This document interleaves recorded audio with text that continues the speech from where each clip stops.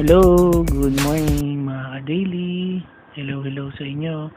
So, ang vlog ko ngayon is about kung paano mag-install ng apps galing sa Play Store. So, ang apps na yon, ang re-review natin ngayon ay Spotify Lite.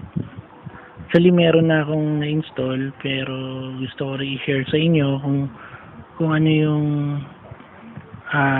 kagandahan nito compare dun sa usual na Spotify.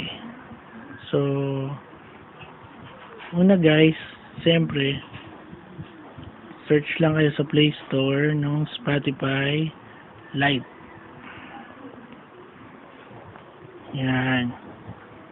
So yan, since ako meron na, so i-install nyo lang yan, kiklik nyo yan, open.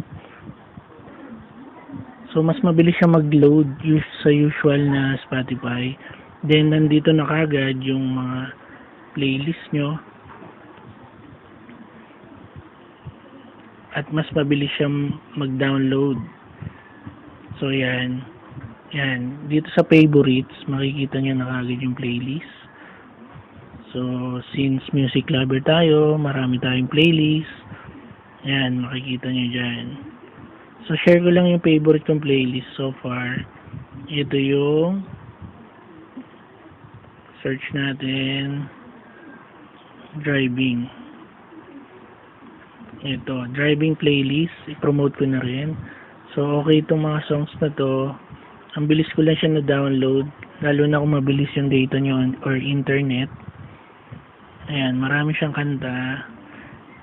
Si-share ko na lang din to sa page para mapakinggan nyo rin. Ito yung pinapatugtog ko pag nag-drive bago umaalis habang nag-drive. So magandang sound trip to guys. So try nyo rin sa may mga kotse dyan, or pwede rin to sa mga nagko-commute. Astig din to. So yan, so share ko lang. So marami dyan, mag-enjoy kayo sa playlist na yan. Share ko yung link sa page sa YouTube channel. So yun, sa mga nagtitipid ng story sa phone, so pwede nyo itry itong Spotify Lite. Magugustuhan nyo siya, mabilis siya mag-load, mabilis mag-download, mabilis mag-search. So beta pa lang siya so far. So ayan, bigyan natin siya ng review agad-agad ngayon na. So feeling ko 5 star agad siya para sa akin. Tapos ayan,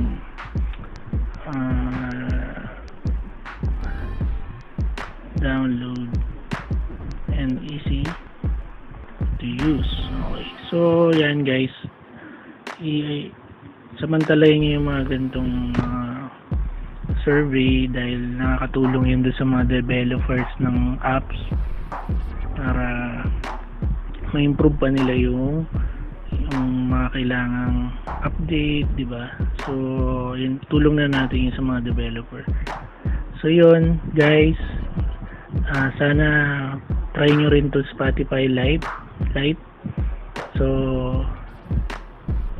sa mga hindi pa nagsasubscribe pala, subscribe na kayo sa channel ko, may daily vlogs. Pwede nyo rin siyang i-search sa Facebook page, me daily. So ayan, mag-enjoy kayo sa mga posts dyan. Pwede kayong tumambay dyan, may mga memes, kung ano pa, yung mga TikTok na videos ko. So yun, so till next vlog. Thank you ulit mga ka-daily. Bye bye.